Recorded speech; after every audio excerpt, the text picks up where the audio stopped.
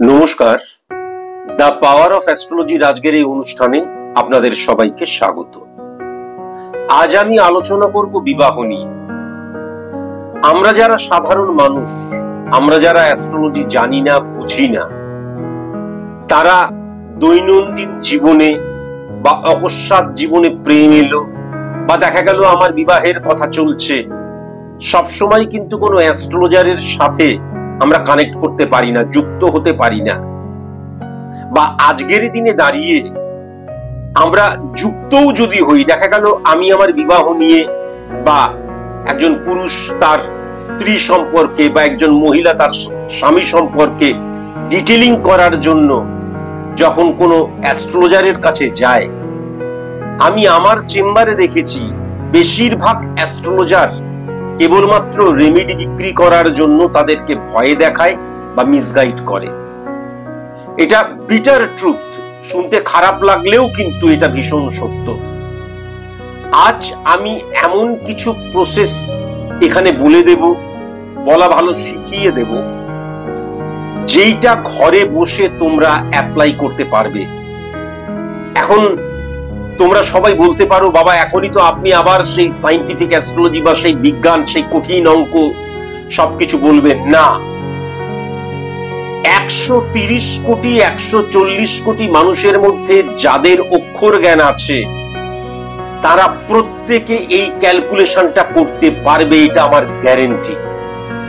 আর যদি যাদের অক্ষর জ্ঞান আছে তারা যদি করতে না পারে, মানে এই ক্যালকুলেশনটা করতে না পারে, তাহলে আমি কথা দিলাম কাল থেকে আমি আর কোনো অ্যাস্ট্রোলজি করব না। এত ইজিয়েস্ট, সরল ভাবে কিন্তু বলে দেওয়া যায়। বা আমি একজন সাধারণ মানুষ, এই যে প্রয়োগটা আমি শেখাচ্ছি, পদ্ধতিটা শেখাচ্ছি, আমি ঘরে বসে ক্যালকুলেশন করে বুঝে যেতে পারবো আমার বিবাহিত জীবন সম্পর্কে, নানান দিক সম্পর্কে। আমি এই প্রয়োগটা বা এই প্রসেসটা, এই পদ্ধতিটা শেখাবার আগে এটা আমি গ্যারেন্টি দিয়ে রাখলাম যে যাদের যাদের অক্ষর জ্ঞান আছে তারা প্রত্যেকেই, তাদের সবার যে বিবাহের প্রয়োজন তা নয়, কিন্তু তারা প্রত্যেকেই এই প্রসেসটা ঘরে বসে কিন্তু আমি যেটা শেখাচ্ছি সেই প্রয়োগের মধ্যে দিয়ে বিবাহ সম্পর্কে এভরিথিং জানতে পারবে। আমি আবার বলছি, এটা আমার গ্যারেন্টি। এত সরল ভাবে আমি বুঝাবো। মনে রাখা দরকার, প্রথমেই আমাদেরকে মিসগাইড করা হয় এবং ভুল তথ্য দেয়া হয় কি, যে শুক্র দ্বারা নাকি আমরা এবং 7 নম্বর ঘর দ্বারা নাকি আমরা কেবল আমাদের বিবাহিত জীবন জানতে পারি বা লাইফ পার্টনার সম্পর্কে জানতে পারি। আসল সত্য হচ্ছে, একজন পুরুষের ক্ষেত্রে প্রেমজ জীবন, বিবাহিত জীবন, এভরিথিং ক্যালকুলেশন করা হয় শুক্র দ্বারা। কেবল শুক্র দিয়ে কিন্তু বিচার করা হয় না, শুক্র দ্বারা ক্যালকুলেশন করা হয় পুরুষের ক্ষেত্রে। সেটা বিবাহ হতে পারে, সেটা বৈবাহিক সম্পর্ক হতে পারে, স্ত্রী নিয়ে হতে পারে, আবার প্রেমিকা, প্রেম, এই সব কিছুও কিন্তু শুক্র দ্বারা ক্যালকুলেট করা হয়। যখন বিবাহ দ্বারা ক্যালকুলেট করা হয় তখন শুক্র এবং 7 নম্বর ঘরের অধিপতি গ্রহের রিলেশন লক্ষ্য করা হয়। আর যখন প্রেমজ জীবন সম্পর্কে ক্যালকুলেট করা হয় তখন শুক্র এবং বৃহস্পতির আন্ডারস্ট্যান্ডিং, বন্ডিং, ভাইব্রেশন কিরকম হচ্ছে সেটা কিন্তু লক্ষ্য করা হয়। পুরোটাই পুরুষের কথা বলছি। আর আজকেও যে ছকটা আমি, পদ্ধতিটা আমি শেখাবো, সেটা কিন্তু একজন পুরুষ মানুষেরই শেখাবো। মহিলাদের ক্ষেত্রে কিন্তু বিবাহিত জীবন, হাজবেন্ড, বৈবাহিক জীবন, কোরিয়াল রিলেশন, সংসার, এভরিথিং, মানে বৈবাহিক সংসার এভরিথিং ফাইন্ড আউট করা হয় এবং ক্যালকুলেশন করা হয় কিন্তু বৃহস্পতি দ্বারা। মহিলাদের ক্ষেত্রে কিন্তু বিবাহ বৃহস্পতি আর প্রেম কিন্তু মঙ্গল। এটা সর্বপ্রথম জেনে রাখা প্রয়োজন। এটা মনে রাখতে আশা করি আমি কোনো রকমের অসুবিধা হবে না আপনাদের। মনে রাখা দরকার, আমি আবার একটি ছক নিচ্ছি, সেই ছকটি আমি পাশে তুলে ধরছি। এটি একজন পুরুষ মানুষের ছক। এবার এই পুরুষটির বিবাহিত জীবন নিয়ে কিভাবে ইজিয়েস্ট পদ্ধতিতে জানা যায়। প্রথম, যখন আমি পুরুষের প্রেডিক্ট, মানে আমি বিবাহের ক্যালকুলেশন করব, তখন শুক্রের সংখ্যা নিতে হবে। যদি আমি কোনো মহিলার বিবাহের ক্যালকুলেশন করতাম তাহলে কিন্তু সেক্ষেত্রে বৃহস্পতির সংখ্যা নিতে হতো। কেমন? এটা কিন্তু সর্বপ্রথম মাথায় রাখা প্রয়োজন। তাহলে সর্বপ্রথম কিন্তু শুক্রের সংখ্যা নিতে হবে এবং 7th হাউসের অধিপতি গ্রহ, সেই গ্রহটির কোন গ্রহ এবং সেই গ্রহটির সংখ্যা কি সেটাও কিন্তু এই শুক্রের সংখ্যার সাথে অ্যাড করতে হবে। আমি আবার বলছি, মহিলাদের ক্ষেত্রে কিন্তু বৃহস্পতির সংখ্যা নিতে হবে আর পুরুষ মানুষের ক্ষেত্রে কিন্তু শুক্রের সংখ্যা নিতে হবে। তার সাথে যুক্ত করে দিতে হবে 7th হাউসের অধিপতি গ্রহের, মানে যেই গ্রহটি তার যে সংখ্যা সেটিকে, এবং তার সাথে যুক্ত করতে হবে কিন্তু 11 নম্বর ঘরের অধিপতি গ্রহ, যেই গ্রহটি তার সংখ্যাটি। তার কারণ 11 নম্বর ঘর দ্বারা কিন্তু আমরা কর্মফলকে বুঝি, সেটা কেবলমাত্র কিন্তু প্রফেশনের ক্ষেত্রে নয়, আমাদের জীবনের যা কিছু, একজন স্টুডেন্ট পড়াশোনা করছে কতটা সেই পড়াশোনা অনুপাতে রেজাল্ট হবে তার, সেটাও 11 নম্বর ঘর দ্বারা জানা যায়। আমি প্রেম করছি, এই প্রেমটা সঠিক প্রেম করছে কি, এই যে কর্মটা করছি এর ফল কি, 11 নম্বর ঘর দ্বারা জানা যায়। আমি চাকরি করছি, তাও 11 নম্বর ঘর দ্বারা জানা যায় কি রেজাল্ট হবে। আমার জীবনের সমস্ত কিছু যে কর্ম করছি সেই কর্ম ফলটা কিন্তু জানা যায় 11 নম্বর ঘর দ্বারা। সুতরাং 11 নম্বর ঘরের অধিপতি গ্রহকে নিতে হবে এবং যার দ্বারা টোটাল ক্যালকুলেট করা হচ্ছে যেই লগ্ন দ্বারা, সেই লগ্নের অধিপতি গ্রহ যেই গ্রহটি তার সংখ্যাটি কিন্তু নিতে হবে। তাহলে আবার বলছি, কোন মহিলা যখন এই ফর্মুলা ইউজ করবে তখন কিন্তু বৃহস্পতির সংখ্যা নিতে হবে, তখন কিন্তু শুক্রের সংখ্যা নয়। তাহলে শুক্রের সংখ্যা কত? তার কারণ শুক্র দ্বারাই কিন্তু বৈবাহিক জীবন ক্যালকুলেট করা হয়, শুক্র দ্বারা, কেবল শুক্র দিয়ে নয়, শুক্র দ্বারা ক্যালকুলেট করা হয়। তাহলে শুক্রের সংখ্যা হচ্ছে 6। এবার 7th হাউসের অধিপতি গ্রহ কি রয়েছে? আমি যদি লগ্ন ধনু হয় তাহলে 1 2 3 4 5 6 7 মিথুন, অধিপতি গ্রহ বুধ, তাহলে বুধের যে সংখ্যা 5 সেটা নিতে হবে। এইবার এই যে 11th হাউসের অধিপতি গ্রহ, তাহলে 11th হাউস হচ্ছে তুলার ঘর, তার অধিপতি গ্রহকে, তার অধিপতি গ্রহ হচ্ছে শুক্র, সংখ্যা কত? 6। তার সাথে লগ্নের অধিপতি গ্রহ কি? ধনু লগ্ন, মানে বৃহস্পতি, তাহলে বৃহস্পতির সংখ্যা হচ্ছে 3। কত ইজিয়েস্ট! এবার এইটাকে যোগ করতে হবে, তাহলে 6 + 5 + 6 + 3, তাহলে 6 6 12 13 14 15, 15 আর 5 20, তাহলে 20 আসছে।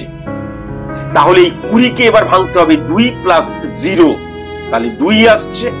তাহলে 20 এবং 2, 2 মানে হচ্ছে এ বি, তাহলে বি সংখ্যা, আর 20 মানে A B C D E F G H I J K L M N O P Q R S T, তাহলে টি, তাহলে বি এবং টি অক্ষর দিয়ে এই জাতকটির স্ত্রী যখন ফাইন্ড আউট করা হবে তখন প্রপার ভাবে তার স্ত্রী যে হলে তার বিবাহিত জীবন সুখের হবে, তার প্রথম অক্ষরটি হচ্ছে, সেই ওয়াইফের প্রথম অক্ষরটি, স্ত্রীর প্রথম অক্ষরটি হচ্ছে বি হতে হবে অথবা টি হতে হবে।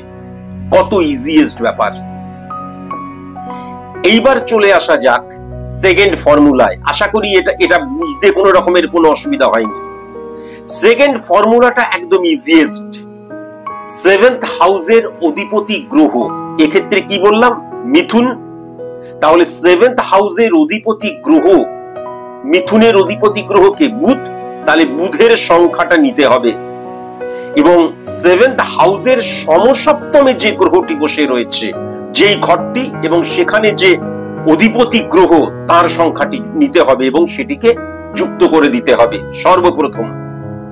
তাহলে 7th হাউসের অধিপতি গ্রহ মিথুন, বুধ, 3 আমাদের 5, মিথুন, বুধ এবং 5 হচ্ছে, আর সমসপ্তমে হিট করছে মানে তাহলে 7 নম্বর থেকে যদি হিট করা হয় 1 2 3 4 5 6 7 লগ্নকে হিট করছে, অধিপতি ধনু লগ্ন, তাহলে অধিপতি গ্রহ বৃহস্পতি, তার সংখ্যা 3।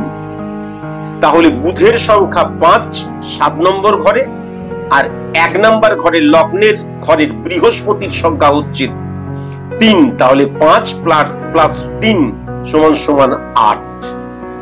এই 8 সংখ্যাটা এলো, এটাকে সরিয়ে রাখতে হবে। এইবার বৃহস্পতি নিতে হবে, মানে পুরো অপোজিটটা নিতে হবে। পুরুষের ক্ষেত্রে বৃহস্পতি নিতে হবে, কোন মহিলা ক্যালকুলেশন করলে তার ক্ষেত্রে কিন্তু শুক্রটা নিতে হবে।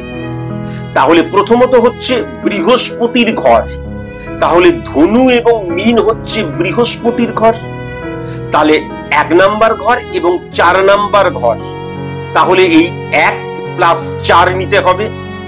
তারপরে বৃহস্পতির সংখ্যাটা নিতে হবে, বৃহস্পতির সংখ্যা 3। আবার বলছি, এই ক্ষেত্রে যদি কোনো মহিলা ক্যালকুলেশন করে তাহলে এই যে বৃহস্পতির 1 এবং 4 নেওয়া হলো, তার কিন্তু শুক্র নিতে হবে, অর্থাৎ 6 এবং 11, তাহলে এই ক্ষেত্রে হতো হ্যাঁ অপোজিট। আর তারপরে যে বৃহস্পতির সংখ্যাটা নিতে বলা হচ্ছে সেটা কিন্তু তাহলে সে শুক্রের সংখ্যাটা নিত, পুরো অপোজিটটাকে নিতে হবে হ্যাঁ, স্ত্রীর ভাইব্রেশনটা জানার জন্য। সেক্ষেত্রে তাহলে পুরুষের ভাইব্রেশন, তাহলে শুক্র দ্বারা ক্যালকুলেশন। তাহলে 1 লগ্ন ধনু 4 মীন 1 আর 4 হয়ে গেল। বৃহস্পতির সংখ্যা 3 নেওয়া হয়ে গেল। এবার বৃহস্পতি ফিজিক্যালি যে ঘরে বসে রয়েছে, তাহলে ধনু লগ্ন যদি হয়, ধনু মকর কুম্ভ মীন 4টে ঘর, 5 নাম্বার ঘরে বৃহস্পতি বসে রয়েছে, তাহলে +5। আর বৃহস্পতি যেখানে বসে আছে তার সমসপ্তমে যে ঘর, সেই ঘরের অধিপতি গ্রহ যে, সেই অধিপতি গ্রহের সংখ্যা। তাহলে বৃহস্পতি মেষের ঘরে বসে রয়েছে, সমসপ্তমে সে তুলাকে হিট করছে, তুলার অধিপতি গ্রহ হচ্ছে শুক্র, তার সংখ্যা 6। একদম ইজিয়েস্ট। তাহলে বৃহস্পতির যে দুটি ঘর 1 এবং 4, বৃহস্পতির সংখ্যা +3, তারপরে ফিজিক্যালি বৃহস্পতি যেই ঘরে বসে রয়েছে মেষের ঘরে 5, আর সেখান থেকে সমসপ্তমে অর্থাৎ তুলার ঘরে হিট করছে শুক্র 6। তাহলে 1 + 4 + 3 + 5 + 6, একদম ইজিয়েস্ট। তাহলে 4 আর 1 5, 5 আর 5 10, 10 আর 6 16, 17 18 19, তাহলে 19 আসছে। 19 মানে হচ্ছে 1 + 9 = 10। এই 10 মানে হচ্ছে 1। তাহলে এই 1 সংখ্যা এবং 19 সংখ্যার কিন্তু কোন এই অক্ষর দিয়ে যাদের নাম, তাদের দ্বারাও কিন্তু বিবাহিত জীবন বা স্ত্রী খোঁজা যেতে পারে। তাহলে 1 হচ্ছে কি এ, তাহলে এ দ্বারা কোনো মেয়ের নাম যদি হয় সেটা কিন্তু এই জাতকের ক্ষেত্রে ফেভারেবল। আর 19 কি A B C D E F G H I J K L M N O P Q R S, তাহলে এস, তাহলে এ অক্ষর দিয়ে কোনো জাতিকার নাম এবং এস অক্ষর দিয়ে কোনো জাতিকার নাম, এই জাতকের পাত্রী চয়নের ক্ষেত্রে নাম যখন দেখা হবে তখন ভেরি ভেরি ইম্পর্টেন্ট, এটা কিন্তু লক্ষ্য করতে হবে। তাহলে এই 6টি যদি কোনো জাতকের হয় তাহলে তার বি অক্ষর দিয়ে, টি অক্ষর দিয়ে, এ অক্ষর দিয়ে, এস অক্ষর দিয়ে জাতিকার নাম অবশ্যই হতে হবে। কেমন? এবার আরেকটি প্রসেস দেখিয়ে নি। ভেরি ভেরি ইম্পর্টেন্ট হচ্ছে কেতু। কেন? স্যাটিসফ্যাকশন। আমার ব্যক্তিগত জীবনে, বিবাহিত জীবনে, সেক্সুয়াল জীবনে, পড়াশোনার জীবনে, সন্তান এবং পিতামাতার মধ্যে আন্ডারস্ট্যান্ডিং এর জীবনে, প্রত্যেকটা ক্ষেত্রে যেটা ভেরি ভেরি ইম্পর্টেন্ট শব্দ সেটা হচ্ছে স্যাটিসফাই। তুমি স্যাটিসফাই তো, স্যাটিসফ্যাকশন। এই স্যাটিসফ্যাকশনকে কিন্তু সবসময় ইন্ডিকেট করে বা রিপ্রেজেন্ট করে কিন্তু কেতু অ্যাস্ট্রোলজিক্যাল দিক দিয়ে। তাহলে মনে রাখা দরকার যে কেতু যেই ঘরে বসে আছে সেই ঘরে অধিপতি গ্রহ যে, তার সংখ্যা। তাহলে কেতু বৃষর ঘরে বসে রয়েছে, তাই তো? বৃষর ঘরে বসে রয়েছে, বৃষর অধিপতি গ্রহ হচ্ছে শুক্র, তাহলে শুক্রের সংখ্যা 6। আর ফিজিক্যালি সেখানে যে গ্রহ বসে রয়েছে, চন্দ্র বসে রয়েছে, চন্দ্রের সংখ্যা 2। কেতুকে কেন নেওয়া হবে না? না, Rahu Ketu Uranus Neptune Pluto এদেরকে ক্যালকুলেটিভ প্ল্যানেট বলা হয়, রাহু কেতুকে ছায়া প্ল্যানেট বলা হয়। এই ক্যালকুলেশনের ক্ষেত্রে কিন্তু কখনো তাদেরকে ব্যবহার করা হয় না। কোনো প্রেডিকশন যখন ক্যালকুলেশন করা হয়, যখন কোনো প্রেডিকশনের কাজে কেবল এদেরকে ব্যবহার করা হয়।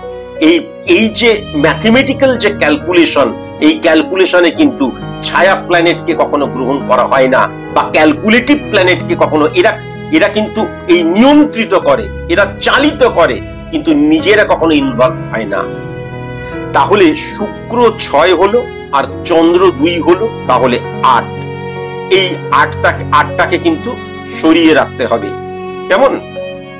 এইবার মনে রাখা দরকার আছে, এই কেতু থেকে 5 নম্বর ঘর, 7 নম্বর ঘর এবং 11 নম্বর ঘর, এই কেতু থেকে 5 নম্বর, 7 নম্বর এবং 11 নম্বর ঘরের অধিপতি গ্রহ কোনগুলো, এবং সেখানে যদি কোনো ফিজিক্যালি গ্রহ বসে থাকে সেইগুলোকেও অ্যাড করতে হবে, বহুবার বলেছি।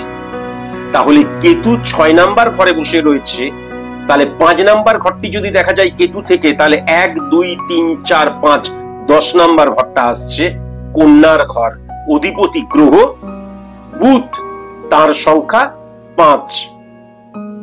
এই যে এবার 7 নম্বর ঘরটা দেখতে হবে, তাহলে 1 2 3 4 5 6 7 12 নম্বর ঘরটা আসছে বৃশ্চিকের ঘর, অধিপতি গ্রহ মঙ্গল, তার সংখ্যা 9।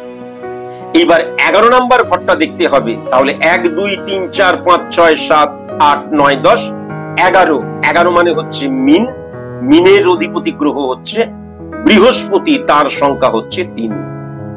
তাহলে মনে রাখা দরকার যে এই 5 প্লাস 9 প্লাস 3 সমান সমান কত হচ্ছে?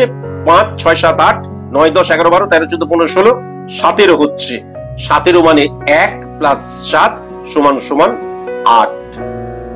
8 মানে A B C D E F G H, H অক্ষর দিয়ে কারোর যদি নাম হয়, সেই জাতিকাকেও কিন্তু এই জাতকটি বিবাহ করতে পারে।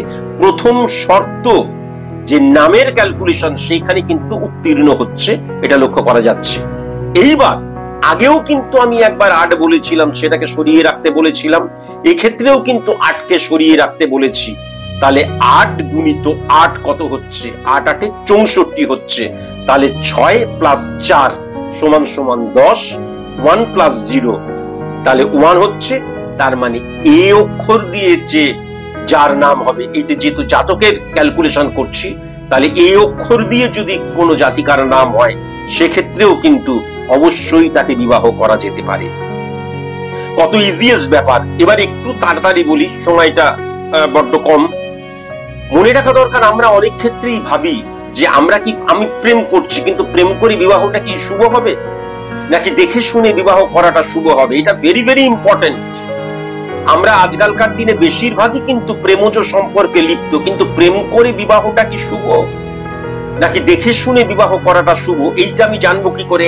একদম ইজিয়েস্ট পদ্ধতি হচ্ছে, যে ক্যালকুলেশনটা তুমি করবে, সেই ক্যালকুলেশনের পর যদি 2 সংখ্যা বা 4 সংখ্যা বা 6 সংখ্যা বা 8 সংখ্যা বা 9 সংখ্যা বেরোয়, তাহলে প্রেম করে কখনো কিন্তু বিবাহ করা যাবে না।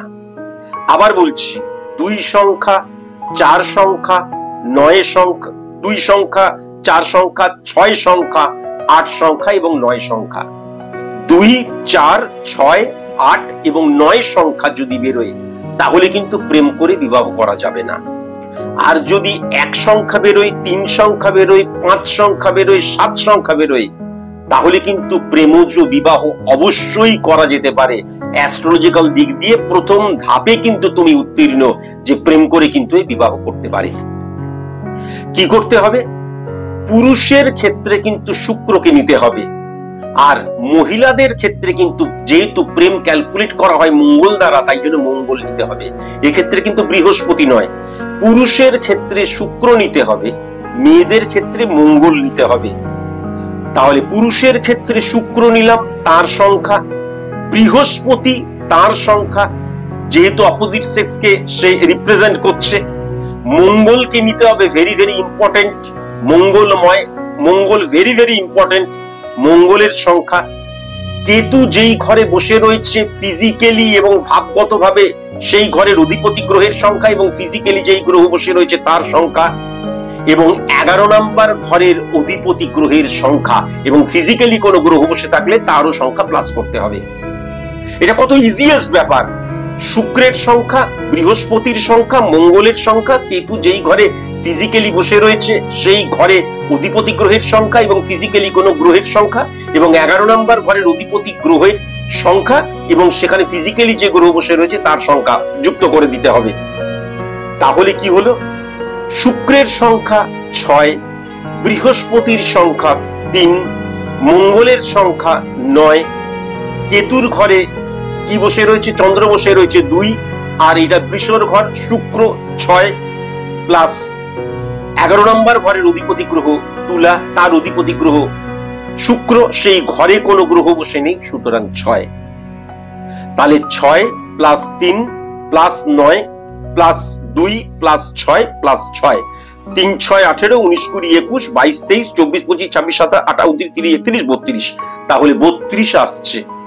32 মানে এই ক্ষেত্রে কিন্তু কেবল যুক্ত করে দিতে হবে 3 প্লাস 2 সমান সমান 5। তাহলে এই যে 5 বেরোলো, আমি কি বলেছিলাম? 2 যদি সংখ্যা বেরোয়, 4 সংখ্যা যদি বেরোয়, 6 সংখ্যা যদি বেরোয়, 8 সংখ্যা যদি বেরোয়, 9 সংখ্যা যদি বেরোয়, তাহলে প্রেম করে বিয়ে করা যাবে না। 1 3 5 7 প্রেম করে বিয়ে করা যাবে। তাহলে 5 বেরিয়েছে, তাহলে এই জাতকটি কিন্তু প্রেম করে বিয়ে করতে পারে। এইবার দেখতে হবে আমি কোন দিকের মেয়েকে ফাইন্ড আউট করব। মেয়েদের ক্ষেত্রে কোন দিকের ছেলের সাথে বিয়ে করাটা ঠিক হবে, একটু তাড়াতাড়ি বলি, একদম সময় নেই। 2 সংখ্যা যদি বেরোয়, 6 সংখ্যা যদি বেরোয়, 9 সংখ্যা যদি বেরোয়, তাহলে পূর্ব দিক। 4 সংখ্যা যদি বেরোয়, 8 সংখ্যা যদি বেরোয়, তাহলে পশ্চিম দিক। 1 সংখ্যা যদি বেরোয়, 7 সংখ্যা যদি বেরোয়, তাহলে উত্তর দিক। আর 3 সংখ্যা যদি বেরোয়, 5 সংখ্যা যদি বেরোয়, তাহলে দক্ষিণ দিক। কিচ্ছু করার দরকার নেই, শুক্রের সংখ্যাটা নিতে হবে, শুক্রের সংখ্যা, এবং এই শুক্র থেকে সমসপ্তমে যে ঘরটি আসছে সেই ঘরের অধিপতি গ্রহের সংখ্যাটি কিন্তু নিতে হবে ফার্স্ট। তাহলে শুক্রের সংখ্যা 6, আর শুক্র ফিজিক্যালি শুক্র যেই ঘরে বসে রয়েছে, তাহলে সিংহের ঘরে বসে রয়েছে 9 নাম্বার ঘরে, তাহলে 1 2 3 4 5 6 7, তাহলে এক্ষেত্রে কিন্তু কুম্ভের ঘর আসছে, তাহলে কুম্ভের অধিপতি গ্রহকে শনি, তাহলে শনির সংখ্যা কত? 8, তাহলে 6 আর 8, 6 8 48 বেরোচ্ছে। 48 মানে 4 প্লাস 8 12, 12 1 প্লাস 2 3, তাহলে বৃহস্পতি কিন্তু বেরোচ্ছে। এই যে বৃহস্পতিটা বেরোলো, এই বৃহস্পতির ফিজিক্যালি সমসপ্তমে যে গ্রহটি রয়েছে তার যে অধিপতি গ্রহ এবং ফিজিক্যালি যদি কোনো গ্রহ থাকে সেই সংখ্যাটাকে অ্যাড করে এর সাথে কিন্তু কেবল গুণ করে দিতে হবে। তাহলে বৃহস্পতি 5 নাম্বার ঘরে আছে, সমসপ্তমে কিন্তু তুলার ঘরকে দেখছে, তুলার ঘরে কোনো গ্রহ নেই, তাহলে কেবল শুক্র অধিপতি গ্রহ, তাহলে 6 গুণিত 3 3 6 18, তাহলে 1 প্লাস 8 9 হচ্ছে। আমি কি বললাম? 2 6 9 বলে কিন্তু পূর্ব দিক। তাহলে কিন্তু পূর্ব দিকের কোন জাতিকাকে ফাইন্ড আউট করতে হবে, একদম ফাস্ট বলছি, আর একদম সময় নেই। এবার কি জাতিকা কর্মরতা হতে হবে? এবার জাতিকা কোন মেয়ের যদি ক্যালকুলেশন দেখা যায় তাহলে সেক্ষেত্রে কিন্তু একটু এই ক্ষেত্রে আলাদা হবে। এক্ষেত্রে জাতিকার ক্যালকুলেশন, কোন জাতিকাকে কিন্তু কর্মরতা হবে না কর্মরতা হবে না, কোনটা হলে তার ভালো হয়? তাহলে 1 সংখ্যা, 4 সংখ্যা, 7 সংখ্যা, 8 সংখ্যা এবং 9 সংখ্যা যদি বেরোয় তাহলে কর্মরতা কখনোই যেন না হয়। আর 2 সংখ্যা, 3 সংখ্যা, 5 সংখ্যা এবং 6 সংখ্যা যদি বেরোয় তাহলে অবশ্যই কর্মরতার সাথে বিয়ে দিতে হবে। তাহলে কোন দিকটা বেরিয়েছে? পূর্ব দিক। কিভাবে? 9 সংখ্যাটা বেরিয়েছিল, তাহলে 9 এবং গুণিত সূর্য যেই ঘরে বসে রয়েছে সেই ঘরটার অধিপতি গ্রহ এবং ফিজিক্যালি যেই গ্রহগুলো বসে রয়েছে তাদেরকে অ্যাড করে দিয়ে 9 দিয়ে গুণ করতে হবে। তাহলে 9 গুণিত, যেহেতু কর্কটের ঘরে তাহলে 2, যেহেতু চন্দ্র, সূর্য 1, বুধ 5 আর শনি বসে রয়েছে তাহলে 8, তাহলে 2 1 5 8 16 হচ্ছে। তাহলে 9 গুণিত 16, তাহলে 16 9 হচ্ছে 144। তাহলে 144 মানে 1 4 4 4 4 8 আর 1 9, তাহলে 9 সংখ্যাটা বেরোচ্ছে। তাহলে 1 4 7 8 9 মানে হচ্ছে কর্মরতা 9। তাহলে এই জাতক যে জাতিকাকে ফাইন্ড আউট করবে, স্ত্রী হিসেবে যাকে চাইছে, সে যেন কখনো কর্মরতা না হয়। একদম আর সময় নেই, আজকের মতন। নমস্কার।